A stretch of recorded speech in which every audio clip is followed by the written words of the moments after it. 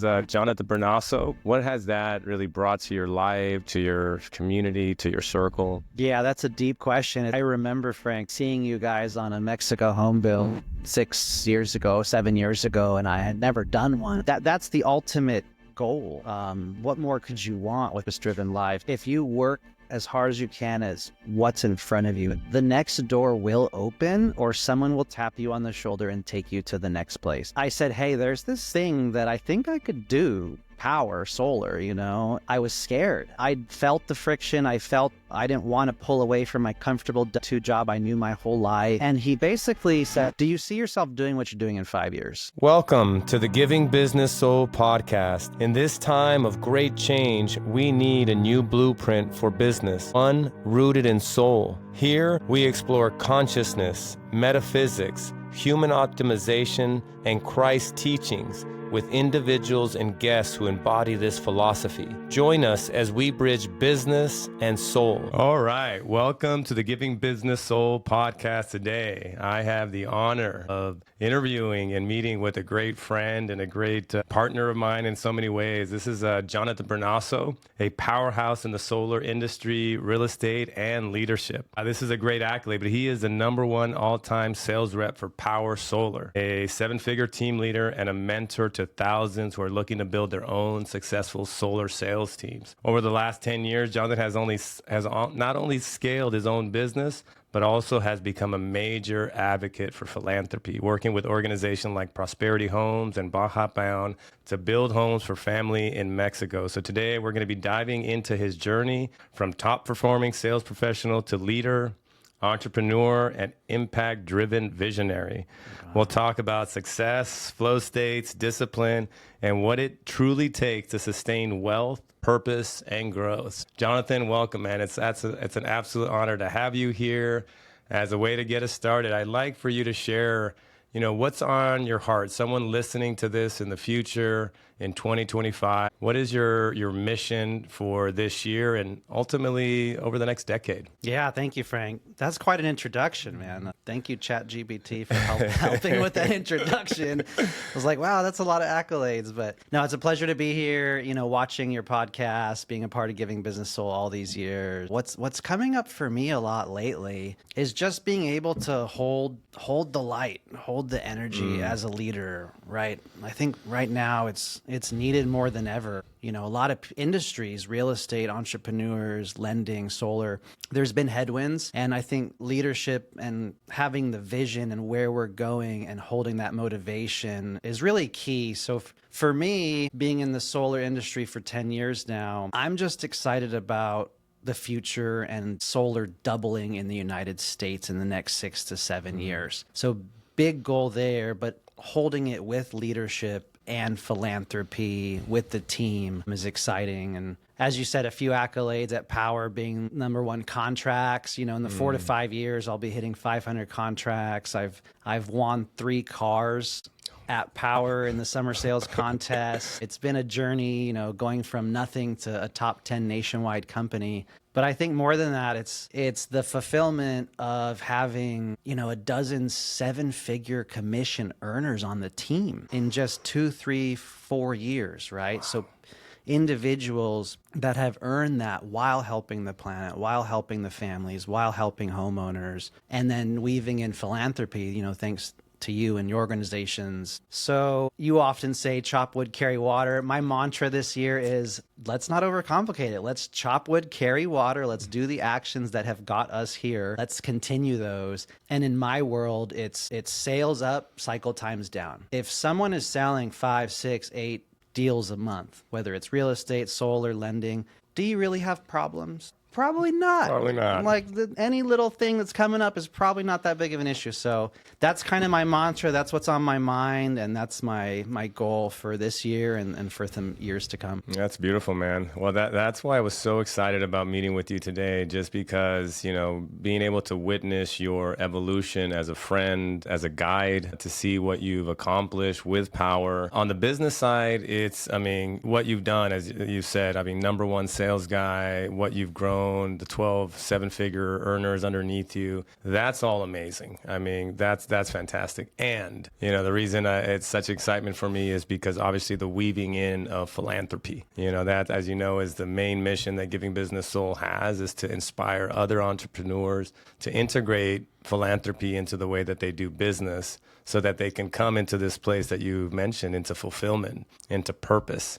And so that you can ignite, inspiration, sort of that lifeblood of the soul-centered entrepreneur. That brought up something for me. And on top of that, it's like being able to lead others into a life, but also a life with freedom, right? So you look at inner freedom, financial freedom, time freedom, location freedom, work freedom. So when you can have that life with everything you just said, and then you can lead others to get there, I mean, that's the ultimate goal. What more could you want with a purpose-driven life? So the freedom, Frank, is also really big for me.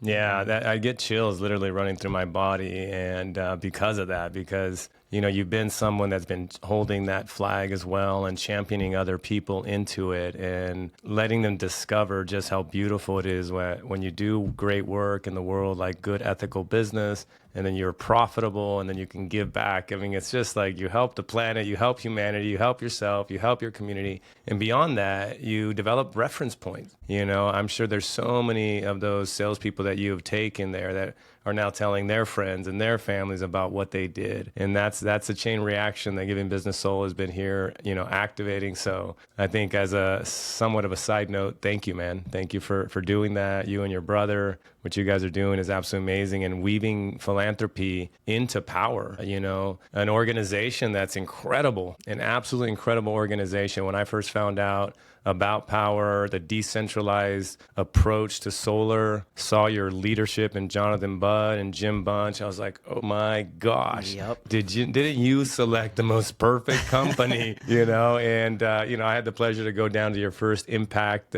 journey down there and participate in that experience. And since there, I think you guys have done, 3 or 2 other ones as well. So, man, thank you for doing that, for holding the flag, bringing that understanding into Powur. Yeah, I'm just fortunate that you came into my life, that I can be part of this community, and then our communities can cross over as well. So it's been a beautiful ride. Yeah, it has. This is just the beginning in so many ways. What we're facing here in 2025, I think we're about to experience a huge economic expansion. I mean, the information that's coming at us right now is just so blazing fast, and there's so many changes. I think economy is based on emotion, right? And as people become optimistic about what's happening, and they start to take risks, make moves, and I think we're in the mortgage and real estate industry seeing it. I'm sure, are you seeing that pick up as well already? Like more optimism, salespeople kind of going after it a little bit more? I think Q1 2025 this year is going to get us out of the majority of the headwinds as we move into spring and summer. There's still a lot of challenges on funding, interest rates, tax equity credits, domestic content, and some of these regulation policy changes, things like that. And a lot of people have had to take jobs and find a 9-to-5, or the wife may have to substitute teach, or and it's also uncovering when the waves in the ocean goes out, who's left with their shorts down, right? So it's like, did you save money? Yeah. Were you on the hedonic treadmill, golden handcuff spending as your income went up? Or did you invest and put away for a rainy day, which is what entrepreneurs have to do? And so, depending on your situation, you could find yourself very struggling or doing okay. But I do think we still have a few more months in summer. This year will come out of it more, and then just these next few years are so bright. That's a good way to put it, for sure. We're kind of coming out of the quicksand right now that that's sort of the last couple years sort of took us into. And you're so right about that, about the hedonic lifestyle that people take. That money's flowing, it's like they're just off to the races and all sorts of things. So what I'd love to dive us into, Jonathan, is obviously the Giving Business Soul podcast, so much about what we talk about is transformation. It's sort of like the evolution of an individual, and especially somebody like yourself who has already made the leap from personal development into soul development, sort of that deeper layer of really kind of excavating and doing some deeper cleanup work, so that ultimately, like you said, that you can hold the light. that you can embody that divinity. And so I'd love for you to take us back. I mean, what was Jonathan, before all of this, coming out of school, all the different things that you've accomplished? Who was Jonathan then? Sure. Yeah. So little backstory, I'm from Southern California, Claremont, California. And my identical twin brother, Chris, and I were born to our parents when they were 21 years old. And it was, surprise, you have twins. Wow. And they did an amazing job. They sent us through private Catholic school, elementary school, private all-boys high school, and Don Bosco Tech in Rosemead. Sports were integral in our life. So soccer, competition, mom definitely held the torch. You guys can do more, always like playing devil's advocate. What else can we do? What about this? And so we have that instilled in us. It's a strength. And it can be a shadow if you know how to hold it, which Sure. you teach about. So that, our strong mom energy, our patient dad, sports, school, and my dad's parents came from Italy. My mom's parents, her dad was born in Mexico. And so that work hard generation, American generation was very strong with them. And then they took what they wanted from their childhood and brought it to us. So Boy Scouts, Eagle Scouts, my brother and I, and then high school, Don Bosco Tech, private school, and then college wasn't even an option. So it was Cal Poly Pomona, working full time at Best Buy. Our mom helped get us into Best Buy. So sales, leadership, competition. I moved on to Verizon Wireless, and Chris went on his own path that eventually led to online marketing. And then Verizon, sales, my Best Buy department was one of the top performing departments in the company. And I flew to Florida for an Achievers contest. You're always winning contests. Verizon Wireless. I know there's a theme here. Verizon Wireless, the Pasadena and Glendora stores were two of the top in half the nation, and learning leadership and sales there, and then eventually finding the solar industry 10 years ago. But that's a little bit of the backstory there, and thankfully surrounding myself with friends and quality friends and picking up a few rental properties along the way, because that's what my friends were doing and into, and let's rent a room and let's buy a rental. And that's allowed some freedom in my life today, making some of those moves. But ultimately solar 10 years ago, when I found that, this Solar City, Tesla, Elon's cousin's company, I dove headfirst into that 10 years ago and did really, really well. But I was just an employee. And 1 month, if you're not hitting your quota, hey, you're on track to be terminated. But I was just your top rep the year before, you know what I mean? And then tried my hand at real estate. I got my real estate license as well. And I was doing that. And Sunrun Corporate. So I worked for Sunrun Corporate, met the CEO, one of the top performers there. And it was truly at that time where I started to learn like a referral-based business. So BNI networking, team networking, Chamber of Commerce, events, booths, home and garden shows, digital door knocking, social media, posting, this, when you combine all those together, you can be unstoppable. The more frontline handshakes and people which is tied into discipline, the better you can be as an entrepreneur. I think we all know that, right? Yeah. Shake more hands. And so it was in that moment where I was able to turn off company leads and have my own referral-based business. And then 5 years ago, Powur came after me on LinkedIn. And, as they say, the rest is history. It was the perfect culmination of the preparation from the sales training, from the networking, from the BNI, from EXP Realty, trying to do lunch and learns with one of my friends and mentors, Jacob Swodek. And then 5 years ago, it was like, here's the perfect vehicle for everything you've been doing up until this step.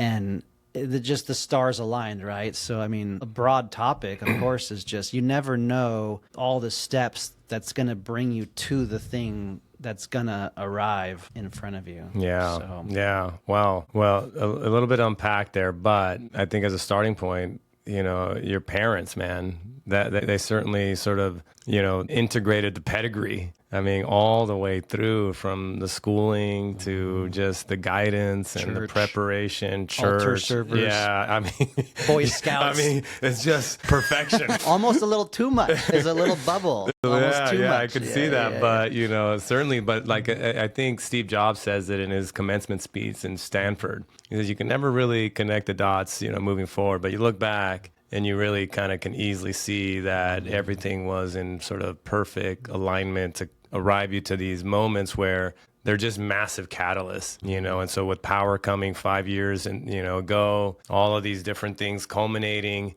I could even probably reach as far as saying even COVID hitting online space and all of that happening and people looking for a different way to gain freedom and income. And it's just like, I mean, it was just a perfect culmination. So that's really amazing to kind of look at that and see where you are now and go, wow. That's pretty amazing. I would love to maybe have you share, you know, we always have very defining moments in our trajectory. You know, there's individuals, moments, synchronicities that happen. If you could look back, you know, is there, you know, a couple in there that just said, man, when that intersection happened, when that individual came in or that person or that event, you know, what would you say that is? Yeah, I can think of one defining one, but I first want to say, I think part of this conversation is the way I've always lived my life is if you work as hard as you can as what's in front of you at that time. If you're in the top 5 or 10% of what's in front of you, really give it your all. The next door will open or someone will tap you on the shoulder and take you to the next place. You know, a lot of people here that come into this room and other entrepreneurs are like, oh, I fell from nothing, I lost everything and I re-rose, or some of these types of stories are, oh, write down that I want to be a 10 millionaire. But that's not really me, and that's okay. And there's lots of stories like that. But for me, it's work as hard as you can at what's in front of you and the next door and the path will be there, because that goal is just a horizon. It's never ending, right? So if you're doing great at what's in front of you, that is fulfillment. It's not once I get 1 million, I'm happy. So that's a mantra that I've always lived by, Frank. Yeah. One defining moment for me looking back that I explicitly remember is around 2019, and I was at Sunrun Corporate. I was doing a little real estate, and I even was doing Powur a little part-time, moonlighting, double dipping a little bit. And that year, you know, I think I made like 180 at Sunrun and 30 or 40 in real estate and another 40 at Powur. And I was like, I'm on top of the world. I thought I was making as much as a doctor makes, you know, or whatever it was. But this opportunity, Powur, was in front of me. So I have a dear friend of mine and a mentor named Edgar Reese, city councilman of City of Claremont. And I remember being in his kitchen and I said, hey, there's this thing that I think I could do, Powur Solar, you know, and I was scared. And I felt the friction. I felt, you know, I didn't want to pull away from my comfortable W-2 job I knew my whole life and my gas card that I had and some little insurance that I had. And, you know, and he basically said, you know, do you see yourself doing what you're doing in 5 years? And I was like, that's not exciting. I don't want to keep selling home to home in 5 years. And he's like, well, do you want to be a manager? And I already make more than my managers do being a top sales rep. And he's like, will they take you back? I'm like, yeah, of course they'll take me back. And he's like, well, the answer is clear. Great series of questions. Yeah. And that's what he's great at. You know, I attribute people like him and yourself and other mentors. You know, there's a theme here, right? The CEO of Powur, like you mentioned, Jonathan Budd. I'm so lucky to have a few of these mentors and friends in my life that I learned so much from. And Edgar is one of those. And it was in that moment that I put in my 3-week notice at Sunrun Corporate, leaving a $180,000 job with a gas card insurance to go off and try this thing, to run my own business for the first time, leaving W-2, and of course is the best move that I've ever made. So that was a defining. How old were you at that moment? In 2019, that'd be 6 years ago. I was probably 33. Yeah, that's what I was wondering. Yeah, 33. That's a very defining year for so many people, that Christ number. That's when I went into the University of Santa Monica and started my sort of spiritual psychology and doing all this work. But I was doing the math, and I was like, big defining moment. But that's a great story, and it's awesome that Edgar did that for you and just kind of walked you down that. It's a fantastic question at the end. He's like, would they take you back? And it's like, absolutely. It's like, well, pretty obvious then. Go for it. Take the lead. You know, worst case, you got a door back. You know what's here. funny? I mentally, I set the bar. I'm like, just from BNI networking, I can do one deal a month and I can make 80 grand. And that was my bar, my floor, right? So if I step into this and if I just do a deal or two a month, that will satisfy my conservative base needs will be met. And then I proceeded to 10x that. 10x. That's amazing. And tell us, I mean, how... You know, during the expansion there, 2020, you move over to, or 2019, you move over to Powur, COVID hits, massive influx of individuals looking to move, look for freedom, join a decentralized solar-based company that offers just all the different things. How big did you end up scaling that to? How big did you grow your organization? Yeah, 2020 definitely blew up quite a bit with COVID, like you're saying, and you know, people looking to add income and find alternative ways to make money and do it on Zoom in 22 states and sell a product and help people save money. The timing was perfect. And Powur was also perfect because we weren't like a door-to-door organization. We were a social-based, cloud-based online platform meant for online sales. And I was already doing some virtual sales at Sunrun prior. So again, perfect timing, perfect training, perfect vehicle. But I think it just expanded so much at that time. In May of 2020, I sold 26 deals virtually from my computer, setting a record for Powur. And the next month I did 19. And the organization just grew. And, you know, we have a mentee-mentor model, kind of a setter-closer model with training and a platform. And it was just ripe to succeed. The organization, Frank, probably got up to around 1,900 1099 consultants technically on the team or in the organization under me and a few of the leaders. Wow. So yeah, to date, you know, there's 4 to 5 years later, we have over 8,000 homeowners installed around 22 states, just the team under me. Powur has probably 40,000. You know, I'm almost at 500 personal contracts just at Powur in 4 to 5 years alone. Wow.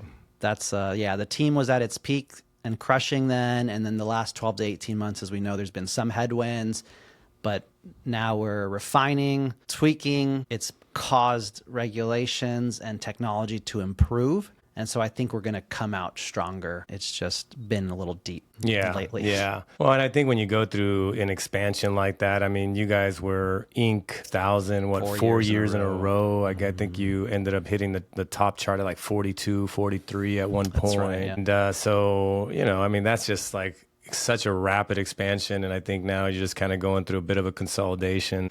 But in participating in some of your guys' events, seeing the type of leadership that Jonathan Budd has been able to assemble, I mean, at the end of the day, if you got the right model, you got the right leadership, you are now joining that leadership in a really big way. All my chips are on the table with Powur. You know, obviously my son, Ray, shout out to my son, but he also joined underneath you as well in the organization. So we're certainly looking forward to the thing opening back up and getting him to sort of climb that ladder again. What I'd love to ask now, because obviously we mentioned at the beginning, if you could see underneath Jonathan's shirt, you would see very little body fat, and this guy is completely sculpted and all about flow states, somebody that's very disciplined. Tell us a little bit about those flow states, some of your routines. I mean, how is it that you just continue to sort of, like we said, chop wood, carry water? And what is the key there for you? Man, we could talk about that all day. I love that topic. You know, one thing that came up when you mentioned COVID just now was COVID in 2020 is when I got my biggest. I was fat.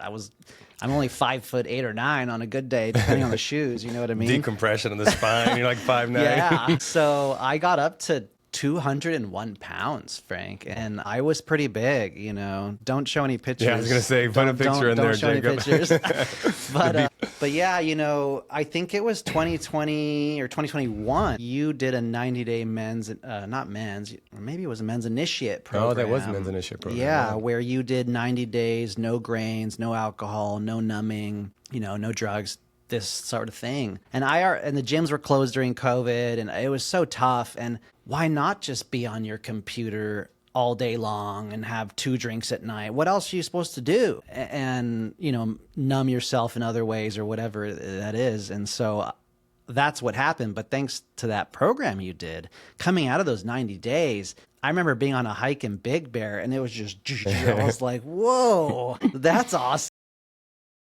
Walking and feeling the abs. So, I've shared this story kind of often when you take a Eagles approach view of this, right? I did a dry January 30-day. Mm-hmm.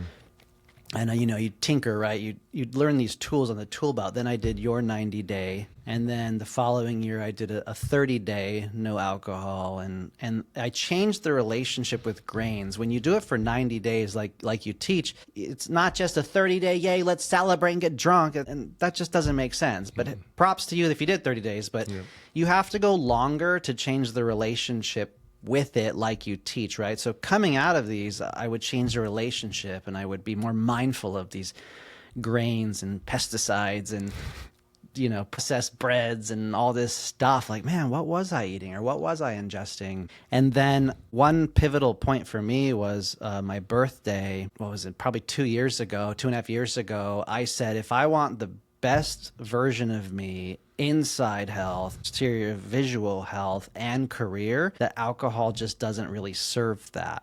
And then I proceeded to take 15 months off of alcohol, and also focusing on health, a lot of the modalities that you teach, tinkering with intermittent fasting, less grains, less processed carbs, higher quality, organic, pasture-raised, more protein, all the different things that we could talk about, and we'll reference another podcast that you could watch. But so I think getting into health and learning those tools and changing my relationship with it allows me to now that's just my lifestyle, right? So, and that ties into discipline. Going to the gym or getting exercise in the morning is like brushing my teeth. If I don't do it, I feel off for the day. And especially if I let emails or, operational challenges or reps that are upset get in before my workout, before my 10-minute meditation or my 10-minute red light stretch every morning, or read a little before bed, it'll throw off the day. We tinker with these things often, right? But as of late,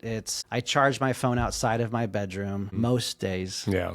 Most days. I wake up naturally. I get to bed at a good time. We do the Aura ring. We track our ring sleep, heart rate when I get a good rest. And then I try to do 10 minutes of either mindfulness on an app or breath work. Today I did 15 minutes of Wim Hof, 4 rounds, 30 breaths, up to 2-minute hold in preparation for this. And then, 10, 15 minutes of red light stretching, usually some caffeine to kickstart the day. Yeah.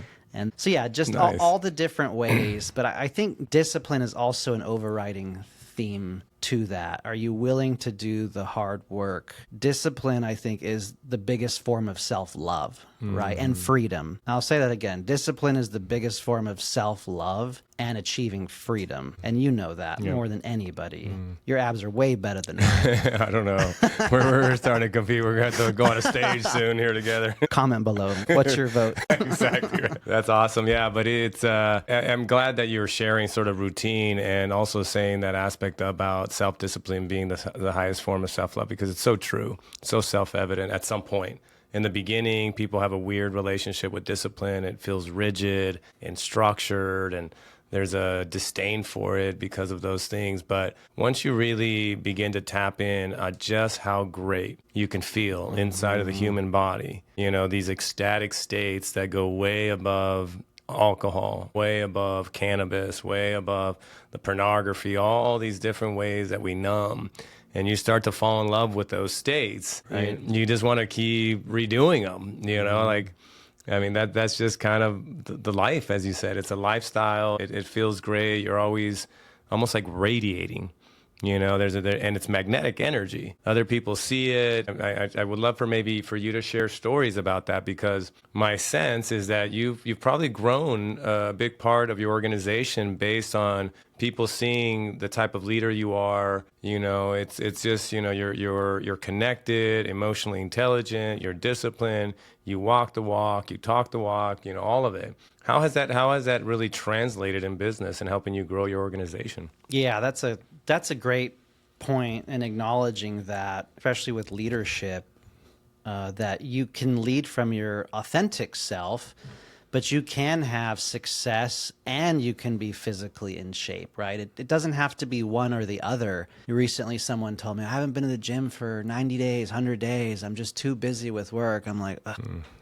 what's going on? Yeah. Like, talk to me. Like, that is not okay. This is brushing your teeth every morning, right? But yeah, again, attributing your lessons, the men's initiates, the workouts at your house, the ice bath, the red light, learning a lot of things, sauna, functional patterns, right? I incorporated that. I got some trainers in Nevada and Southern California, where I live, half and half. And so incorporating these modalities, but then people start to notice and they want to emulate. Right, man, if this guy can be the highest contracts in the whole company and he can be in shape, like, why can't I? Or if he's eating this, there must be something here. That there must be some clues here. If he's doing these routines and these habits and he has this success, there's some secret here. So I think when you lead from that place, it's tangible. People can see it, feel it, taste it, and I think that has led to a lot of success. There's many stories, like one of my good friends, Jeff Hugh, who noticed that, and then he did a 30-90 day no alcohol, and now today actually he's running his own 100-day with like 20 people in it. Wow. And he's running it. So it's really cool when I get to lead and then others see and then others follow and implement. I mean, there's no better reward in fulfillment than that. You know what I mean? And when others want to join because they see, oh, wow, he is grounded in health and integrity and ethics, I want to be a part of that team. It's attractive. I think it really has helped quite a bit to just in a similar vertical philanthropy as well, right? Yeah. So it's same token we can get into, but yeah, health, I would say, is quite a big deal for us. And honestly, don't you want your team to be going on a hike on Sundays? Like, don't you want to get in the sunlight? Don't you want to be on the beach? Don't you want to get together with clean food and ice baths and mastermind? Or do you want to be hungover mastermind? I mean, like, you pick. Like, sure, you want fun too, and we have fun in a balanced way now, but yeah, it's really helped from a leadership perspective. Yeah, that's great. Yeah, and I like the way you just kind of colored that in, because it's such an easy dichotomy when you look at it like that. It's like most people that are doing business are doing it in the latter. They're typically working off of hangovers or just a lifestyle that isn't really the embodiment of what you're talking about here, where you're just healthy, you're strong, you're clear. And when you do business, we've all done business maybe in both of those ways. It's very clear what the winner is. And I think what's interesting about this time period as well, it seems like we're waking up, and I think there's just a revival to all things natural again. This sort of synthetic facade of a life of deceit and lies, what we were fed, not even in just like, hey, this is the great lifestyle, and go to the top of the mountain as quickly as possible, and run over people and do whatever you need to, but get there, and you're gonna be happy, and forget your body and have sex with whoever you want. It's just like, that's just garbage. And I think it's great that there is this resurgence, and then we have individuals like yourself and the people that you're beginning to lead that says, hey, that's a much healthier way. One of the things we talk obviously at Giving Business Soul a lot about is embodiment, and that is where you're congruent, with what you say, what you do, what you dream, how you act. And I certainly respect your embodiment, because, you're an individual that holds that really well. And to weave in this next aspect of it, as you mentioned, the philanthropy. I remember very early on into your relationship with Giving Business Soul, I think you asked Jose, the director of GBS, out to a coffee or something to that effect. And you were asking about his relationship with his fiance now, Rosa, just asking about just the way he was living. I think you saw something very pure in the way that he was approaching life, the way he was doing life, the way he loved his woman, the way he's doing philanthropy. And that really struck me because you were interested in those things, not like, the other things. What car do you have? Exactly. What's the watch? Are you going to buy something, any of that? And that's when we knew we had an ally, Find the others. Find the others. Attract your tribe and find the others. That's right. And but that was really, really, a big insight for me that these individuals are of this tribe. And then obviously you went on your first philanthropy trip and you got the experience of going out there with Prosperity Homes and Jeremiah Forrest. I've done philanthropy in a couple other ways, and I certainly feel that there's something really special about Jeremiah.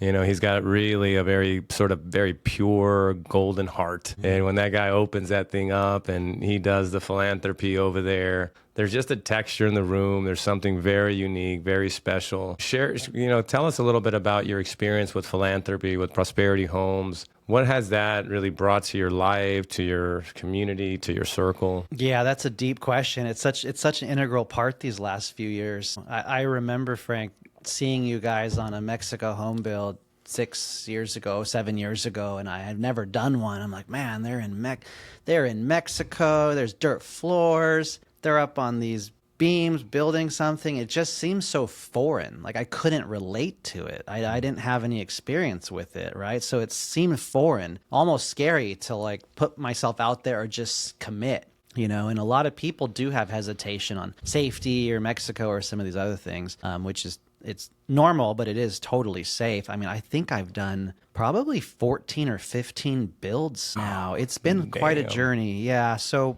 going back when I first saw it, and then I really wanted to do one. So my brother and I were getting more in your community and in this office. My brother and I did our first build. I vividly remember, and it was just so impactful. Building side by side with the family, the husband, the wife, playing with the son. It was such an amazing journey. And then when I won, I forget which summer sales contest at Powur Solar, the first or the second, when I won, then, I received the Model 3 Tesla, which was worth $23,000 cash or whatever it was. I said, I'm going to take my team down to Mexico and build a home. Wow. Yeah. And so it wasn't shortly after that I did bring down, and I think I was able to sponsor 50 to 75% of the build or whatever it was. But I brought down Rick Joseph and many others. Cynthia has done many builds now, my brother again, and a few other power leaders. And it was in that moment that a light bulb went off for Rick and Cynthia and us, and he was like, we have to bring this to Powur Solar as an organization. And that in that moment, we did bring it back. And, shout out to Rick Joseph and Cynthia and those that made that happen. And then to our chief marketing officer, Cammie, who was actually looking for something just like that at the time, who, if she was going to be a part of Powur Solar, she's amazing. She needed to have that component. And Rick Joseph was like, knock, knock, I got the perfect Prosperity Homes for you. It was so synchronistic, right? They say when you notice more synchronicity, you're doing the deeper work and you're on the path. Even saying that story, man, I didn't even put that together, too often till right now. And it was just the perfect divine timing of that. So now Powur Solar has what you refer to as the impact journey. It's work hard, play hard. It's where they take their top 20 to 30 performers across the country down to Mexico, build a house and service, and then we get to go to Valle de Guadalupe, nice resort, zip lining, ATVs, horseback riding, wine tasting, wine and dining, masterminding, and come back home. I mean, it's the perfect contest journey award for our organization because we're all about impact and income. And being able to lead in philanthropy, kind of ending with this, again, being lucky to be part of this community, your community, other communities where materialism and flashiness is not the ultimate drive because it's empty. It's a never-ending horizon, right? You can wear a Breitling or Rolex or whatever, and the other guy's got the Patek Philippe. That's, who cares? I mean, it's never-ending, and 30 days later, it's like, oh, it doesn't matter. But so that's why I've never really been attracted to materialism or flashiness. But instead, I like to lead from philanthropy and physical exercise and leadership in those modalities, and I think it attracts a true, authentic person that wants to be a part of that vision. And I think there's magic. And philanthropy, you know, thanks to you and Jeremiah and what you guys do here on this floor has brought in so much abundance into Powur and all the lives that you've touched. Yeah, thank you for that. Yeah, shout out to Rick Joseph. Shout out to Rick Joseph and also Cammie as well, and Cynthia for sure. Cammie is an incredible leader, incredible powerhouse of a woman. And yeah, as you said that right now, we're doing that intersection that happened with, you know, you guys going down there. Because I remember when I sat in that house with Rick Joseph and he had all his tats. I'm like, I think I'm going to like this guy. Yeah. We just started going deep into some deep conversations, and, you know, he immediately felt that and obviously brought it in. And now it's a big part of what you guys are doing down there. And that is what's beautiful, where,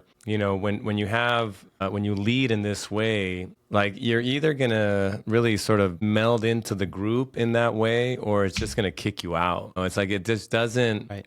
There's such a strong energy field when you have a group of individuals that are really championing philanthropy, non-materialism, and also not to confuse anyone that just because it's in philanthropy and non-material, it doesn't mean that it's not profitable, that you don't work your ass off, that you don't go and get it done. It isn't soft business. You know, it's still great business acumen. We just have a different orientation to what some of our funds should go to. Certainly, some of the funds go to establishing freedom and safety for ourselves. But, you know, when you have a certain amount, you know, why not, right? It's almost, Frank, on that note, it's almost a responsibility of entrepreneurs, especially when they achieve success. And that's a lot of what Giving Business Soul stands for and teaches, and tithing and philanthropy, right? But I truly feel that it's a responsibility when there are leaders that achieve success to lead in this way and to shift the planet in that way. I would feel greedy and empty if I didn't have that insight. So yeah, I do think so. Yeah, absolutely. And I know we talk about it. I think you mentioned before that you've actually shared one of the concepts that we have at GBS, which is about the power structures, right? And the business. Are we doing telepathy? Excited for that one. You know, I just recently posted about the telepathy tapes. When you get a chance to listen to those telepathy tapes, it's phenomenal about autistic children being able to develop. They have telepathy capabilities at like 100% accuracy. But I think they're signaling sort of what's coming. And right now, I was like, as soon as I just said a couple words, ding, ding. But one of these concepts that we bring about here with the Giving Business Soul is that we're in a transitional time, right? And we can all feel it. Timelines are accelerating. You know, what is happening right now with the new administration, everything that's sort of being unveiled, we're beginning to see. And in this sort of renaissance, there is a huge responsibility for the entrepreneur, because of the power structure is now business. And I'd love for you to kind of share a little bit about how you also see that now with, you know, how you share that with other business leaders and sort of what they take away because when I first sort of came into that understanding and I saw it, I was like, this is our time. Mm-hmm. This is our time right now. Entrepreneurs are the new power structure. And if we can just demonstrate a new way, it will be the first time that this window actually cracked open. Right. There's a lot of wisdom in that. Yeah, so there's a great story that I was thinking of, yesterday. And I recall being in a restaurant where I thought I was walking into a business meeting with one or two business owners. Next, there's like 6 high credible business owners in Nevada, Las Vegas. My buddy invited his friends, and these are some pretty, big giants in the lending space, solar space, and being grounded in my body and some of these teachings. At one point, I said, this is what I stand for. This is what Powur stands for. It's not just a sale or something like this, but let me explain why. Let me explain the mission and the vision, the purpose, right? And so I used your story that you often refer to. It's when you look back throughout history, the tallest buildings in the skyline are often those that hold the most power and control, from the families and the tribes, or the religions, and then the governments. And then today,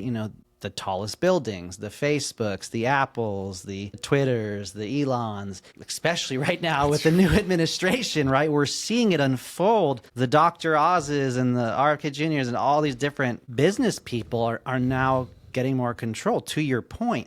And so what I told them in that dinner and I'm sharing the story of looking at the horizon, looking at the skyline, and now it's business. And there's a responsibility as entrepreneurs to shift the world, to bring in a little bit of feminine, to bring in some philanthropy, to bring in tithing with ethics and integrity, and the greediness and the masculinity is cracking. And it was so funny. I remember looking around, like all 6 people are just like, they're just dialed. I'm like, hell yeah, this is awesome. Thanks, Frank. I know that feeling. Who shares that story at sushi when these guys are drinking a whiskey and I'm just saying this amazing story? And I'm like, yeah, that's right. They're going to remember this.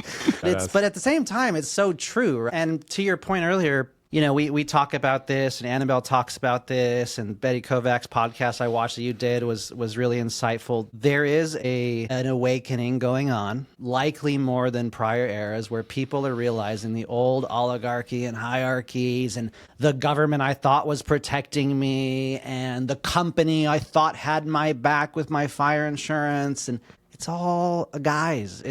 It's bullshit, right? Like people are waking up and they're like, oh, wow, look what Elon's uncovering that we're spending money in this country for theater classes, right? Like there's so many things that we're waking up to. And part of that reawakening is exactly the point you brought up. The entrepreneurs shifting, philanthropy, fulfillment, and the old modalities are not serving us, and they were actually even poisoning us in health. And it is a form of control, which is fine. Awaken up to that and shift accordingly, but don't be naive or ignorant to it. And again, this is a huge theme that you teach and that I've been lucky to pick up from your teachings. Yeah, that's cool. I don't think I heard that story before, but I know that it's such a cool sensation because when you strike truth, people cannot deny what they're hearing and how they're feeling and how they're seeing it in their own consciousness. And when you give them that frame of kingdoms, churches, government buildings, and then now business, it's like, it's just the truth. You can see the timeline moving, and then you had to belong to the bloodlines to make changes in those, but now we don't. And that's what the opportunity is. And I think it is a bit destabilizing for a lot of people who sort of were very deep inside of the Truman Show, right? They were just kind of going through and the automaton and just kind of, okay, cool. And now it's like literally it's all beginning to crumble in front of their eyes. And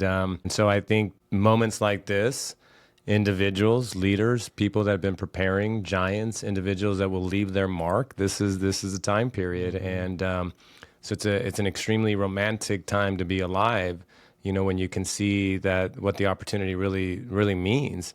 Either we go in a completely, bad direction, or we move it into, what we've been promised, this liquid memory inside of us all that we know we can attain here on this planet, establishing the great kingdom here on Earth. So it's a beautiful time to be alive, and it's beautiful to be working with others like yourself and everybody in Powur, and it's exciting. I'm excited about it. So I think in a way to sort of like wrap this up, where do we go? Let's any other topic that you'd like to maybe jump into? I did want to give some advice for someone starting off, what that looks like. Yeah. And it'll be twofold. The first part is, discipline and emotional intelligence. I feel like is the top 5% performers. Earlier, I was going to say discipline translates into business, right? So if you're in your health, you're in your gym, you're in your body, you're taking care of those activities, it also translates to business. And the top people, if you want to make the most money, you want to help others make money as well, right? It's cool to do it on our own and sure, make 3, 5, 800,000, whatever it is. But if you really want to make impact, income, and wealth, you have to help hundreds of others make income, right? Look at the giants, the Zucks, the Elons, all the people at the top. They all have thousands of employees under them. So if you want to be a leader, emotional intelligence is one of the keys. And in there, for me, Frank, one of the biggest learnings, and I look up to Charles Thompson and Jonathan Budd and a lot of people and yourself, reacting versus responding, right? And this is just something, especially as men and masculinity, that we have to learn. But there is definitely something, guys and gals, the faster you learn how to respond and not be in your old patterns and a lot of what you teach, and you can not react, you can respond in the right time. As a leader, that's necessary. So just for leadership, I wanted to say discipline and emotional intelligence is key. And then the second thing I wanted to give is any advice for someone looking to start off. Hey, I'm young,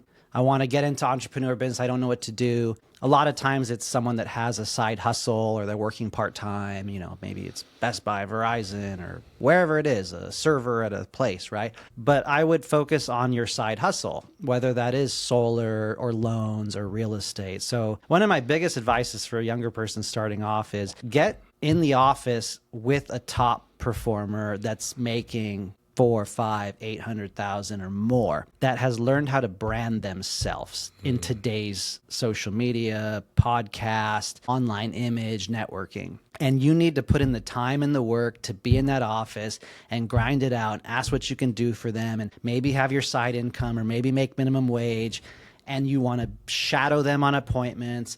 You want to do the grunt work. And that's what I would tell, my child today or someone looking to get started is align yourself in a profession where you can help others, you can eventually build a team, and you can learn from someone that brands themselves would be a tip I would give to someone looking to get started. Those are great keys. That's part of our, Soul Accelerator program and the roundtable. So anyone out there looking to learn these concepts, certainly send me a message. Yeah, jump into the course. And what I'd like to add to that, just I think is really a great point that sort of is woven throughout this entire podcast, is that when you practice the discipline, you take care of your body, you start to develop and cultivate emotional intelligence by learning who you really are, addressing your unresolved emotional pains and memories, so that when individuals say certain things that you're not triggered and become reactive. That's certainly major keys. And another thing I feel like is one thing that everyone should take into consideration, especially after listening to Jonathan's story, is there's a guiding principle.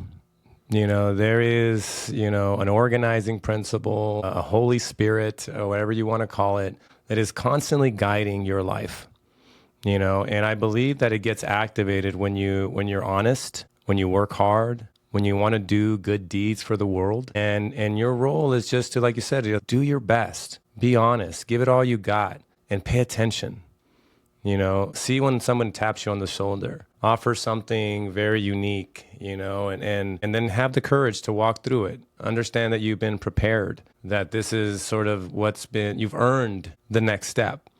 And that's the way life works. The universe, God, responds to vibration. It responds to frequency. And when you are depositing goodwill through your actions of goodwill into the universe, this organizing principle, you just pay attention, it's there. It's like you said, the synchronicities that continue to arrive at the perfect moment. Even through the challenges and the hard times. And if you have that mindset, knowing that this is for you, serving you, right? That's it. That's the beauty. And one thing Jordan Peterson says, Frank, is happiness is fleeting, but my goal is to be the best version of myself, right? Through ups and downs and hard times and relationship challenges. And so that's kind of a mantra that I also live by. Yeah, I love that. And I think too is like pursue great things, pursue something that's worth living for, pursue greatness. And I think in the pursuit of greatness, you'll find the hand of God will always be guiding you, right? Because we're all here to unearth something really big, especially at this time period. So if you're an individual out there looking to get into entrepreneurship, take what you're listening to right now, take it into your heart, and understand that it's incredible when you do this work in that way and you let this sort of organizing principle, this Holy Spirit continue to guide you. It's summoned by an open heart. And the more philanthropy, the more service that you do, the more your heart opens. And the more the heart opens, the more it activates that Holy Spirit, that organizing principle. And it's a magical mystery carpet ride. It's a movie where you don't know exactly where it's going to end, but you kind of get a sense that it's moving into some sort of glorious outcome. And when you live life to the fullest and you suck the marrow out of it, before you know it, you're going to arrive wherever you know destined to arrive to, and going to be living the greatest life you've ever imagined. Amen. Amen to that, brother. Well, I think with that, maybe we close it up, brother. Thank you for joining us. Thank you for sharing your knowledge, your story. My prayer is that it's heard, that it's taken in by other individuals, and that they begin to walk the same way that you have. Thank you, Frank. Appreciate you.